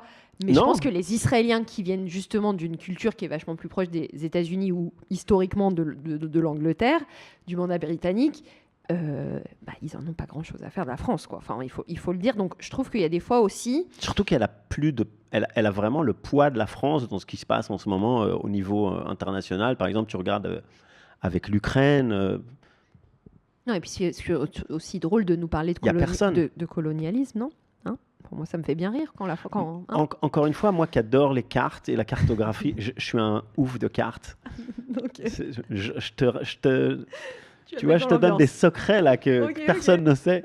Le soir avant de... Et est-ce que tu savais que la France, territorialement, a plus de territoires exterritorial qui appartiennent à la France que la métropole, que dans l'Hexagone. Eh bien non, je ne savais pas. Ah oui, mais ça va se transformer en podcast tu vois avec des fun facts. Il y a un fun fact là. Les Guadeloupe, tout ça, c'est plus grand que la France. Eh bien écoute, ça tu vois. Mais c'est nous, les colonialistes. Ouais. Les sales colonialistes. Ouais. Et ça, je pense que c'est un truc, tu vois, un narratif, mais on est mauvais. On va pas se mentir. C'est-à-dire que... Et j'ai un petit bémol à ce que tu viens de dire d'ailleurs sur... À propos de la Guadeloupe. Ça, je te laisse l'expertise, je ne m'avancerai pas, en tout cas pas sans préparation. Non, je suis pas tout à fait d'accord. C'est-à-dire, d'un sens, je suis d'accord avec toi que ceux qui sont pas venus ici ne peuvent pas experts, ne peuvent pas comprendre ce qui se passe. Mais je ne suis pas sûre non plus que des personnes qui viennent et qui vont venir ici en vacances ou qui vont venir... tu vois, je pense qu'il y a un truc du vécu israélien qui est sur le long terme. Moi, je le vois avec moi. J'ai pas compris ce que c'était. Tu peux pas comprendre. En fait, tu peux pas... Et là où je tu peux venir en vacances 10 fois, c'est sûr, mais moi, ce qui me tue, c'est les gens qui sont jamais venus et qui te parlent d'Israël comme s'ils étaient des experts. Mais parce que, en fait, je pense que c'est un truc, ce que tu décris, en tout cas, quand je t'ai entendu parler, je me disais, c'est en fait ce qui te manque et ce qui t'énerve dans tout ça, c'est le côté vécu, émotion, traumatisme. C'est-à-dire les gens qui regardent Israël, et c'était peut-être aussi mon cas quand tu vois, avant de faire l'Alia, où tu regardes Israël d'une façon extérieure, avec un narratif, avec une histoire, avec une histoire religieuse, identitaire et tout. Et en fait, tu peux regarder ça d'une façon très pragmatique. Ouais. Et donc te donner un avis comme toi et moi, on peut parler de l'Ukraine et avoir un avis sur... voilà. Et je pense que les gens ont besoin d'avoir une opinion sur tout. Ouais. Et au lieu de dire... Tu vois, moi, je pars du principe que j'ai vraiment un avis sur tout. Mais en fait, quand on me le demande pas, je le donne pas, mon avis, parce que je peux comprendre aussi que j'ai mais tu n'irais pas à la télé, voilà, ou tu n'irais pas parler de l'Ukraine à la télé. Tu vois, si par exemple, demain, I24, il t'appelle, il dit, écoute, on a un sujet là sur l'Ukraine, tu dis, bon, bah écoutez, les gars, je sais pas, je suis pas sûr d'être le... Ouais, l'adresse du truc. Non, et c'est pour ça que je pense qu'il y a un truc... Alors que sur Israël, mais c'est pareil, sur Israël, tout le monde sait. Tout le monde a une opinion sur Israël. C'est le truc où tu fais un micro-trottoir là, dans les rues de Paris, tu t'arrives, Israël, les gars, ils ont tous une opinion. Tous. Il y a une fixation sur l'État hébreu. Il y a un truc, il y a une subjugation. Fais gaffe, on va appeler le podcast l'État hébreu si tu continues. Voilà, on a trouvé le nom. Il y a une fixation, ça c'est sûr. Je pense que... c'est aussi dans les... On l'a vu là avec l'Iran, excuse-moi, je te coupe. Ouais, vas-y. On l'a vu là avec l'Iran. On a vu là toutes les manifs dans Paris pendant des semaines, Free Palestine, du soir au matin, il y a un génocide en Israël et tout. Les gars, ils étaient tous... Et moi, j'aime bien quand les gens ils se mobilisent, quand ils ont des convictions. Je suis d'accord. Pour aller souvent dans des manifs... Ok, no problème. Vous avez vos convictions, mobilisez-vous, allez-y, sortez vos drapeaux, allez-y, ok. Et ce qui est incroyable, c'est que là, on a eu des pogroms dans les rues de Téhéran, des massacres par le régime iranien de ses propres citoyens. Nobody. Tout d'un coup... Silence radio. Non, mais ça intéresse personne. Et encore une fois, c'est pas ça ou ça, ça devient à te demander, mais alors ils sont où là tous les... Oui, mais clairement ces gens-là ils nous écoutent pas. Tu vois ce que je veux dire? Moi je me dis... Oui, d'accord, mais quand tu regardes, et donc tu t'en viens à délégitimiser tous les gens qui parlent sur Israël à un moment. Parce que tu dis en fin de compte, ils ont tous une opinion, mais ils savent rien. Oui, je te comprends. Franchement, c'est fatigant et je pense que surtout dans la période qu'on a vécue depuis le 7 octobre, ça a été extrêmement difficile, en fait, ces opinions. Tu vois, moi, j'ai été très étonnée que pendant donc, presque 2 ans, l'ouverture du journal de 20h en France, c'était Gaza. Vous n'avez pas de problème en France? Non, mais c'est pas que ça. Mais c'est quand même ça aussi. Oui. Attends, la France, ça va mal quand même. On ne vient pas en parler parce qu'on n'y vit pas. Non, évidemment que les Français, ils vont parler de tout sauf de leurs problèmes, et les Anglais, ils vont parler de tout sauf de leurs problèmes. C'est comme ça que ça marche, les news. Ok, vous voulez vendre vos news, pas de problème. Il y a un truc qui se passe dans la bande de Gaza, allez-y en parler. Mais c'est le fait de mentir, c'est les mensonges flagrants. Déjà, tous les soirs, ils reprenaient les chiffres du Hamas. Donc, encore une fois, on a là la preuve que c'était biaisé. Parce que quand il y a eu, quand il y avait les combats à Gaza, tous les soirs, ils reprenaient, sans poser de questions, les chiffres d'une organisation qui est franchement, flagrant, c'est une organisation terroriste. Ouais. Donc, ils reprenaient les chiffres du Hamas comme ils étaient donnés par le ministère de la Santé du Hamas, pas de problème. Tout d'un coup, ils ont un ministère de la Santé, ces gars-là. OK, pas de problème. C'est plus des terroristes. Ils ont un ministère de la Santé. OK. Ils reprenaient les chiffres aux 20h. Et là, encore une fois, on n'a pas les chiffres. On a, je sais pas, entre 5 000 et 30 000 morts dans les rues de Téhéran. Là, ils reprennent plus les chiffres. Donc là, on n'a pas les chiffres. Là, ils font du journalisme. Ils disent, écoutez, nous, on n'a pas les chiffres, on ne sait pas, on se pose la question, il y en a qui disent comme ça. Donc là, OK. Et pourquoi cette différence? Pourquoi cette subjugation? Pourquoi cet acharnement contre Israël? Et c'est ça qui me tue.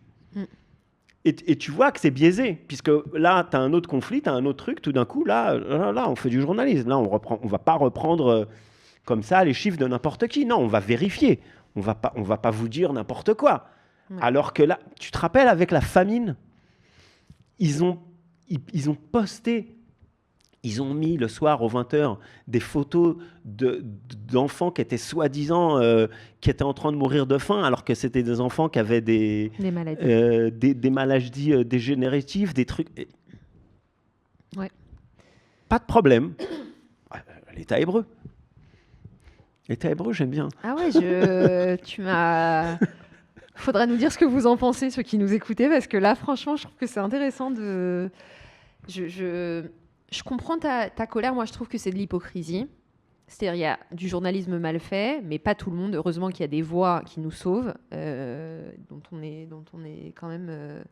qui se battent, et c'est pas facile, je pense, de venir et de... Là, on l'a vu même, je crois, cette semaine, une journaliste qui s'opposait à une députée de la France Insoumise, je crois, qui disait génocide, et elle lui a dit, mais il n'y a pas eu de génocide, en fait.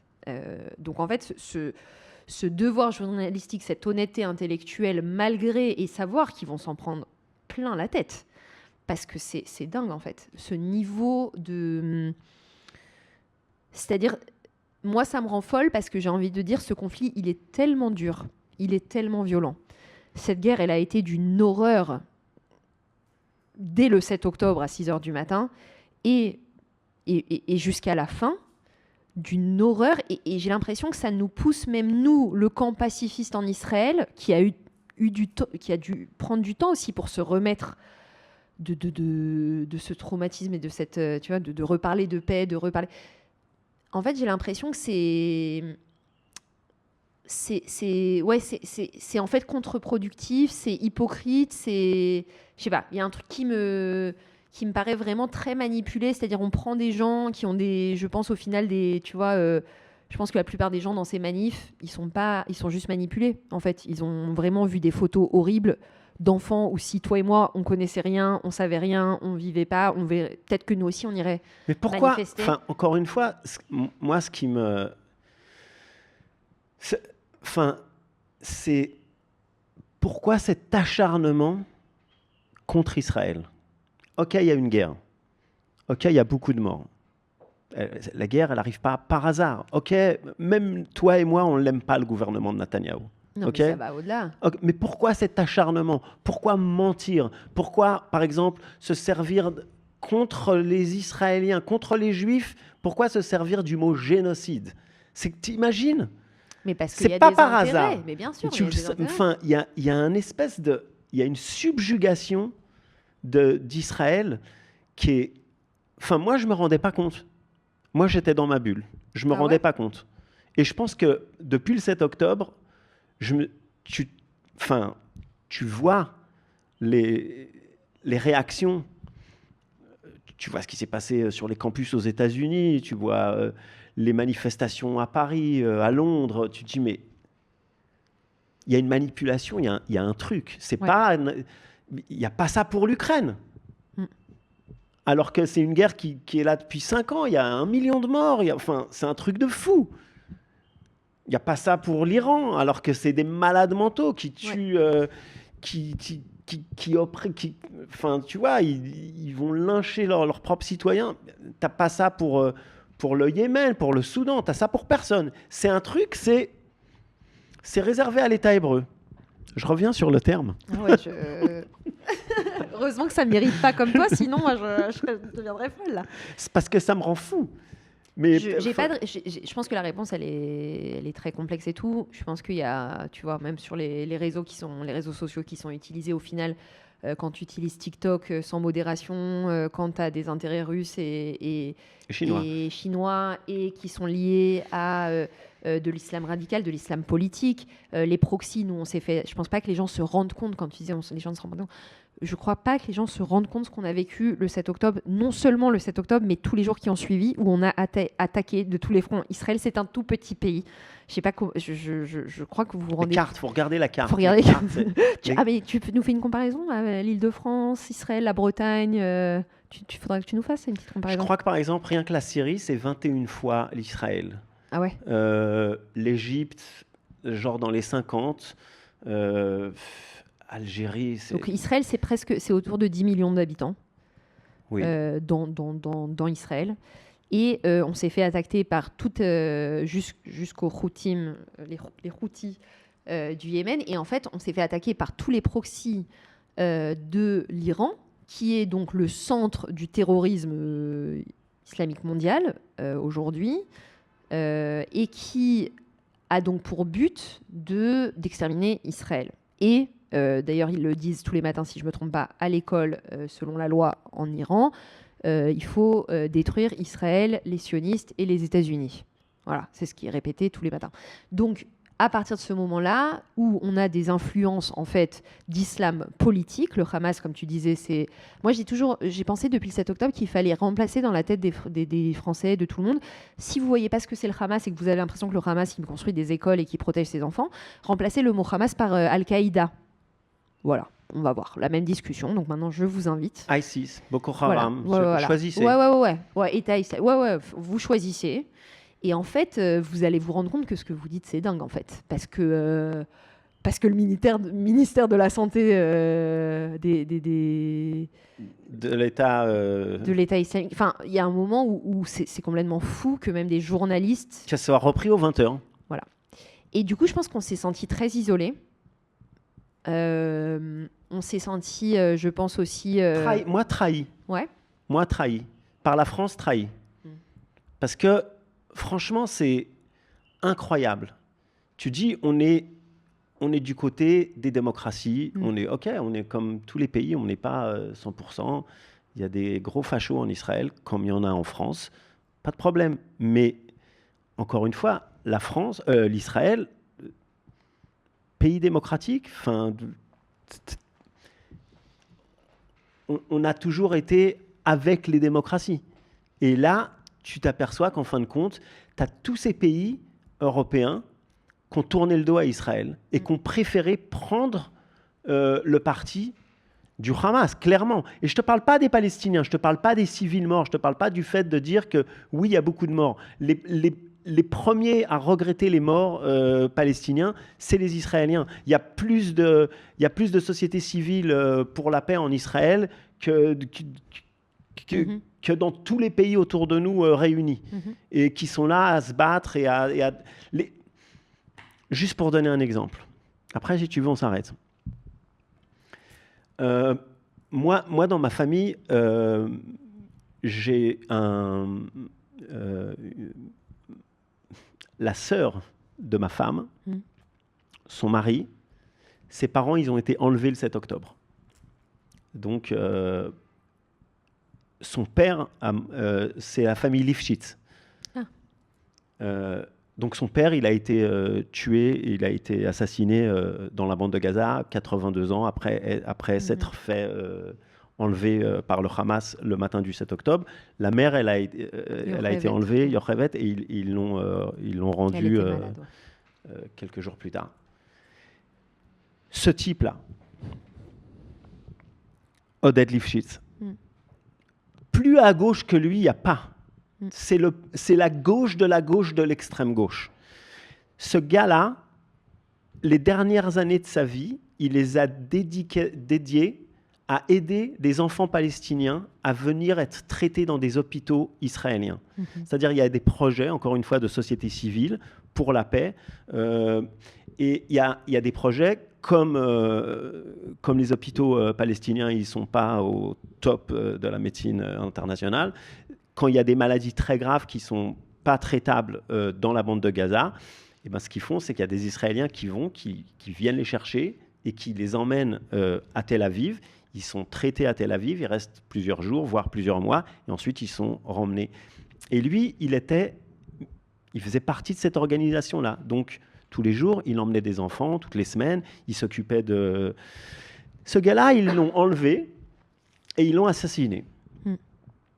Pourquoi ? Parce qu'il était juif. Personne ne lui a demandé s'il était à gauche, Et encore une fois, pour moi, la trahison ultime, c'est quand tu as un pays comme la France qui vient le soir à 8h, qui dit « ouais, le Hamas », qui reprend les chiffres de ces gens-là, de ces terroristes, pour te dire « ouais, en fin de compte, c'est pareil, c'est symétrique, c'est bon, il y a le Hamas d'un côté, il y a Tsahal de l'autre, c'est pareil.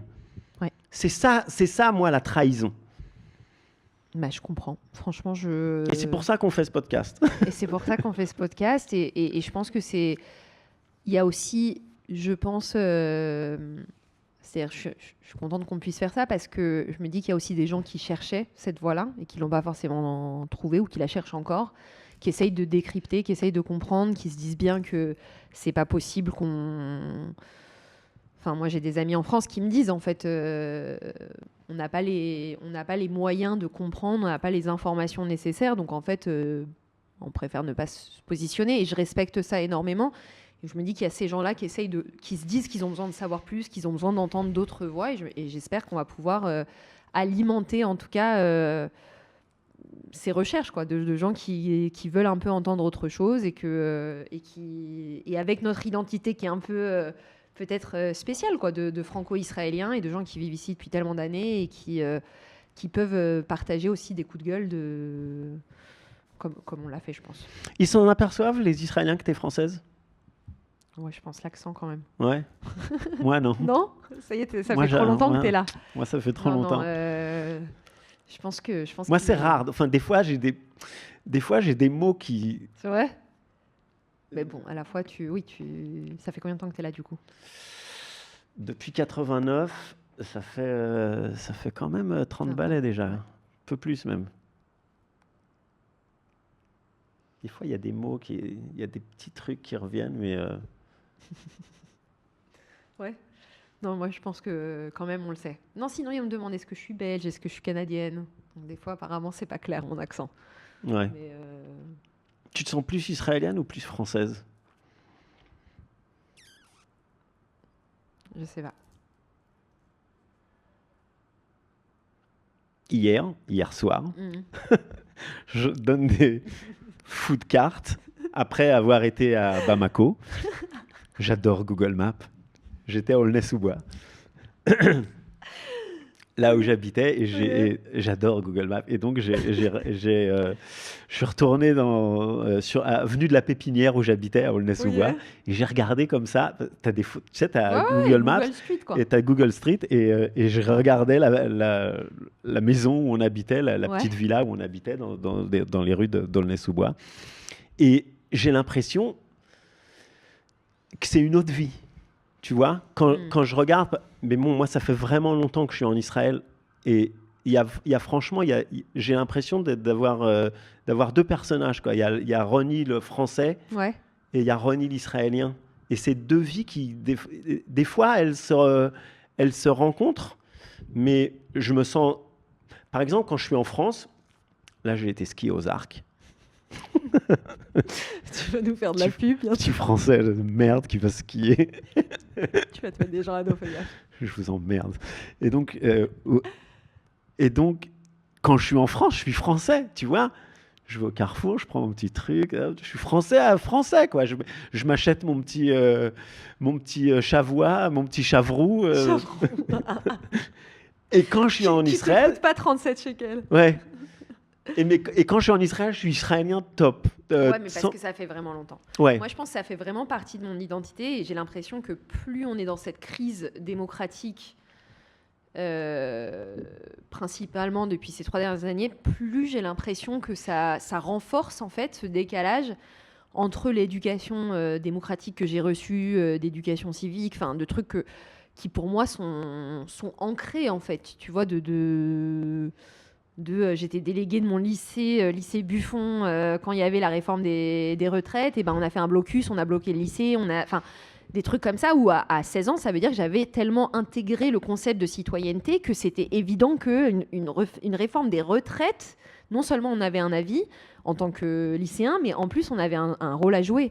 Et quand je vois le mouvement de protestation, et j'ai été un des leaders du mouvement dès le départ, et que j'ai essayé justement, on a essayé même avant la création de l'organisation de Achim Laneshek, Bonne Alternative, tous ces trucs-là, au final, nous, on était en politique, donc on avait déjà le milieu engagé.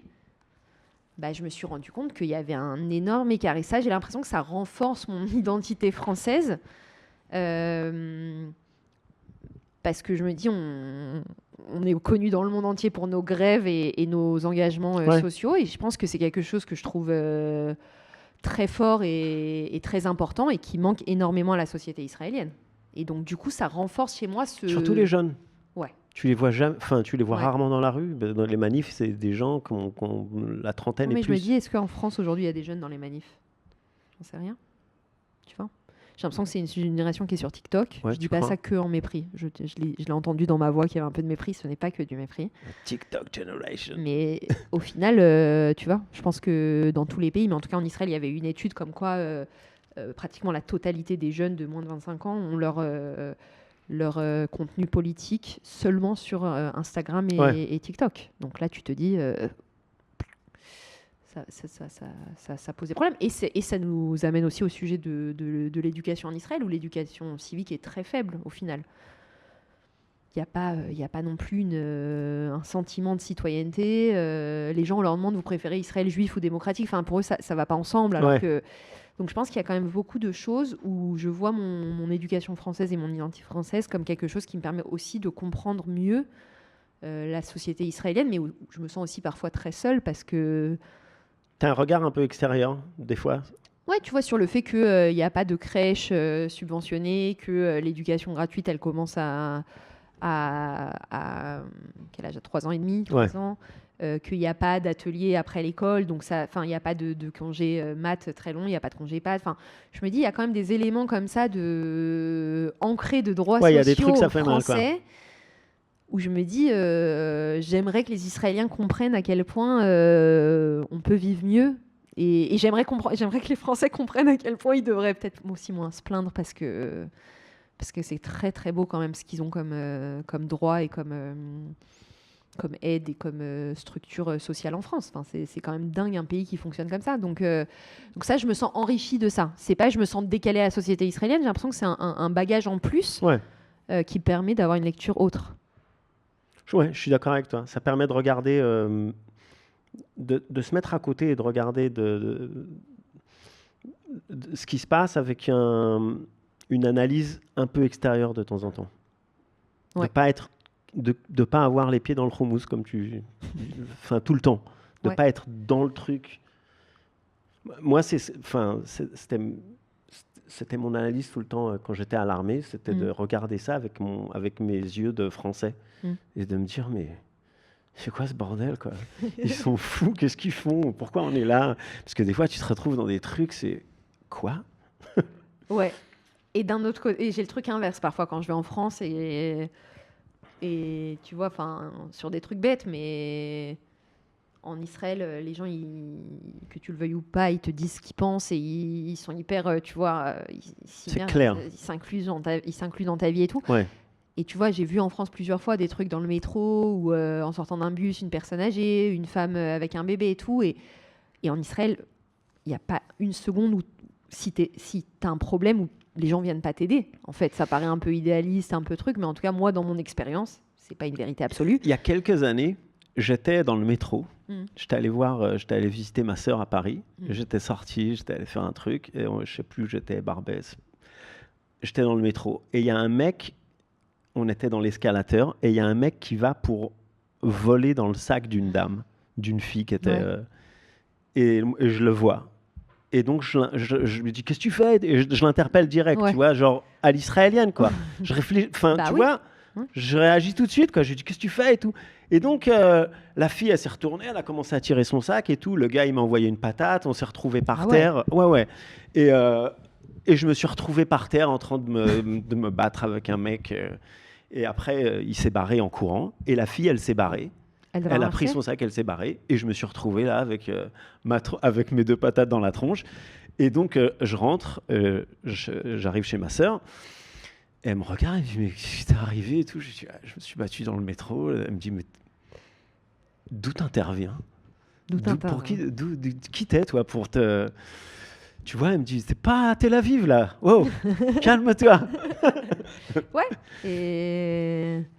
Comme on dit en hébreu, l'étov et lara, c'est-à-dire c'est aussi bien du bon côté des choses que du mauvais. Je pense qu'il y a des moments où c'est too much les Israéliens qui ont un avis sur tout et qui se permettent de te le dire, mais il y a quelque chose aussi de très authentique et de très humain et je pense qu'il y a une force comme ça de la société israélienne qui, moi, me manque beaucoup. Je pense que je vois vraiment la différence entre quand j'ai fait mon alia il y a plus de 10 ans, où il y avait une sorte de vivre ensemble, il y avait une sorte d'unité quand même, malgré qu'on soit de gauche ou de droite, au final. Et je pense qu'il y a une vraie polarisation de la société. Et cet état de discorde qui est manipulé par le gouvernement et tout, mais où il y a vraiment une haine dans la société qui s'est installée. Et je pense que moi, c'est ça qui me fait peur. Parce que j'ai l'impression que c'est plus Israël qui... Je ne sais pas comment on revient en arrière après avoir tellement monté les gens les uns contre les autres. On le voit dans d'autres endroits, aux États-Unis, avec Trump mais c'est et une manipulation. Je pense que quand tu es dans la rue, tu vois ça beaucoup sur les réseaux sociaux. Ils arrivent à te manipuler, mais quand tu as un rapport avec les gens... Tu sais, le mot que j'adorais quand je suis arrivé en Israël, le truc... J'avais encore mon accent français et j'appelais tout le monde Achi. Mon frère. Mon frère. J'adorais que tout le monde t'appelle comme ça. C'était waouh, c'était génial. Achi. Ouais. Et aujourd'hui, tu le retrouves ça. Tu vois des gens qui s'engueulent mais pendant qu'ils s'engueulent, ils se disent Achi. Hey, mon frère, tu fais pas. Mais ils se disent mon frère en s'engueulant. C'est des trucs. Je sais pas. T'as moins ça. Tu sais, quand ma femme était enceinte, il y a un truc qui m'interpellait. C'est que les gens, ils venaient et ils touchaient son ventre. Dans le bus, par exemple, t'es assis dans le bus et t'as une dame qui vient. Oh, c'est une fille, ça. Elle met la main sur le ventre comme ça. Et dit, ah oui, je l'entends et tout. Mais wow, c'est quoi ce bordel? Ça m'étonne tellement pas. Et ça, c'est les Israéliens, quoi. Tu vois, ils te donnent des... Ouais, il va falloir que tu fasses comme ça et tout. Non, t'habilles pas comme ça. Prends plutôt des... Ils te donnent, tu vois, leur avis. T'as rien demandé, tu vois. T'es là dans la rue. Et surtout, les femmes enceintes, tu vois, c'est... Waouh. Ouais. Non, c'est une expérience, je pense. Mais il y a un truc, voilà, c'est à la fois un truc très chaleureux. Et je pense que pour nous, en tout cas, moi, j'ai plein de souvenirs de quand je suis arrivée... en Israël et que je connaissais pas beaucoup de personnes et que c'était difficile et que je parlais pas hébreu, etc., d'avoir vraiment eu l'impression que les gens étaient presque reconnaissants que j'ai fait mon alia. C'est-à-dire, il y a un truc de... Je suis d'accord. Entre un truc reconnaissant et un truc de... T'es complètement taré, en fait. Tu as quitté Paris, genre t'es à Paris. T'avais fait des études de droit. Tu pouvais avoir un métier. Genre, tes parents, ils sont... Donc voilà. Et un truc au final, Israël, c'est une histoire, à mes yeux. Israël, c'est un projet, c'est une histoire, c'est un dénominateur commun. Et je pense qu'on fait aussi partie d'un mouvement de boomerang comme ça, où malheureusement les extrémismes montent, le racisme monte, le fascisme. Et on ne peut pas se déconnecter, regarder Israël qu'en tant qu'Israël. On fait partie d'un truc, comme tu disais, on est une démocratie. Et on a été peut-être les premières victimes, et je pense que peut-être pas les premières, peut-être que les Ukrainiens diraient la même chose, mais les victimes de ce truc-là, en fait, où on s'attendait à ce que les démocraties libérales autour de nous, qui sont nos partenaires, qui comprennent qui on est, qui étaient censés comprendre contre quoi on se bat, surtout après le Bataclan, surtout après... Charlie Hebdo. Et tu te dis, en fait, il y a des voix uniques très courageuses en France, et heureusement. Et en fait, le reste, j'espère qu'on va pouvoir faire bouger les choses. All right, je pense qu'on a trop parlé. Ouais, on était parti sur un épisode d'introduction plutôt court. On va couper. Non, on ne veut pas couper, on veut balancer ça comme ça. Mais Ceux non. qui veulent couper, ils couperont. Ils couperont. Nous, c'est ce qu'on avait à dire. Voilà. Au moins, là, on a fait une introduction large. Comme ça, ceux qui sont là, ils comprennent pourquoi on est là et ce qu'on vient faire. Si vous avez des idées, vous avez des propositions de noms, de sujets, n'hésitez pas dans les commentaires. Des questions aussi, des parce questions. que c'est ça, on aimerait bien aussi répondre à des questions, si vous en avez. Parce qu'on a notre avis, nous. Et si vous nous le demandez, eh ben on vous le dira. Oh. Donc on espère vous revoir la prochaine fois, enfin pas vous revoir, mais que vous allez nous suivre. Vous pouvez vous abonner et attendre le prochain épisode. À bientôt. Ciao, ciao.